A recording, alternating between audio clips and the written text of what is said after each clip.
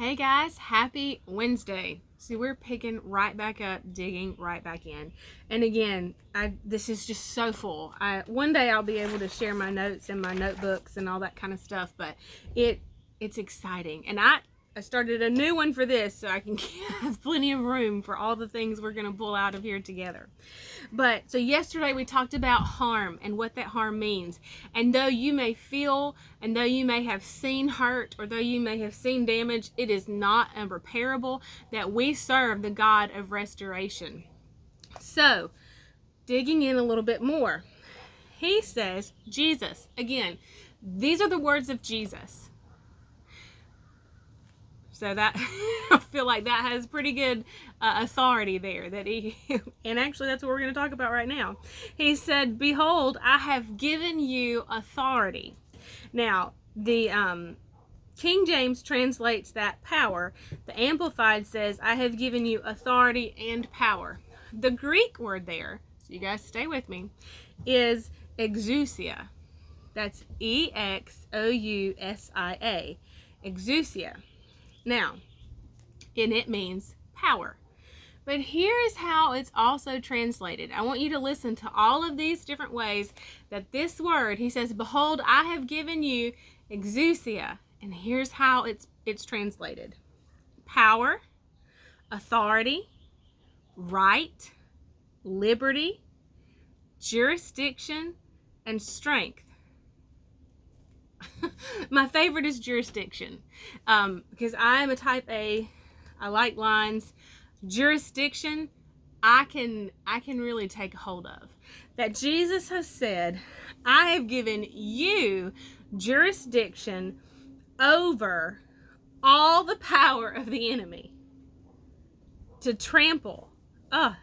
Just put all of that together. "I have given you jurisdiction to trample upon serpents and scorpions." Not in my territory, Satan. Not here. This is my jurisdiction. This household, this property is an embassy of the kingdom of God. Ambassadors, citizens of the kingdom of God live here, and I have jurisdiction. You know, I was listening to somebody, it's been in the past couple of days, and he was talking about, the enemy doesn't want you to know that you have this.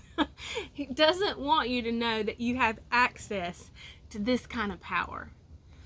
And so when you begin to consider it, and you begin to think about it, and it begins to swell up on the inside of you, because truthfully, when you meditate on this word and what Jesus has done for us and then given to us, we begin to feel bold, and we begin to realize and have revelation over who we are, who Jesus is, and then what our mission is in the world.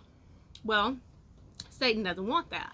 So he begins to plant thoughts, which we're going to get into that in weeks later. But he begins to plant thoughts in your mind of, well, if I step out in this, if I begin to study this, if I begin to decree this, if I begin to believe this, if I begin to act on this, then Satan's going to come in and do something. This is like me baiting Satan. I don't want something bad to happen. I don't want to challenge him. Friends, that is the deception of the enemy. Because what he would love is for us as believers who have been given jurisdiction to trample over his power, is that we do nothing out of fear. Fear of what Satan might do. Fear of what he might try to accomplish. Friend, the weapon has already been formed, but it won't prosper.